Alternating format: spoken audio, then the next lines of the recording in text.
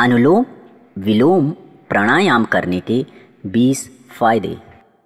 पहला, अनुलोम विलोम प्राणायाम से हमारे शरीर में मौजूद सूक्ष्म से भी सूक्ष्म 72 करोड़ 72 लाख 10,210 नाड़ियों की शुद्धि होती है। इसलिए इसे नाड़ी शोधन प्राणायाम भी कहते हैं, जिससे शरीर स्वस्थ, आभामय और शक्तिशाली बनता है। दूसरा, वजन घटाने के लिए भी यह बेहद फायदेमंद है।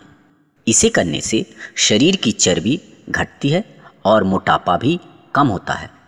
तीसरा, सर्दियों में शरीर का तापमान कम होने से सर्दी जुकाम जैसी समस्याएं होती हैं, लेकिन यदि इस योग को ठंडी के दिनों में किया जाए तो हमारे शरीर का तापमान संतुलित रहता है, जिससे सर्दी जुकाम आदि रोग नहीं होते हैं।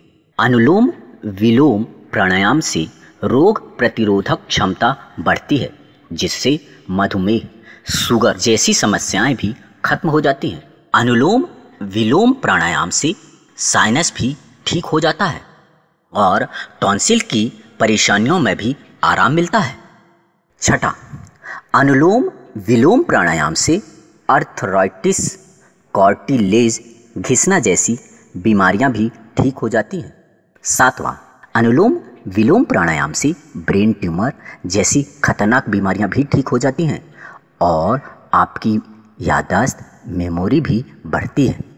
आठवां, अनुलोम विलोम प्राणायाम के दौरान जब हम गहरी सांस लेते हैं तो शुद्ध वायु हमारे खून में मौजूद जहरीले तत्वों को हमारे शरीर से बाहर निकाल देती है और शुद्ध रक्त हमारे शरीर के सभी अंगों में जाकर पोषण देता है।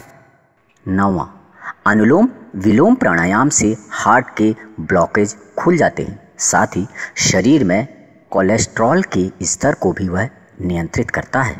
10वां, अनुलोम विलोम प्राणायाम प्रतिदिन खुले वातावरण में किया जाए तो यह हमारे फेफड़ों को मजबूत और स्वस्थ बनाता है।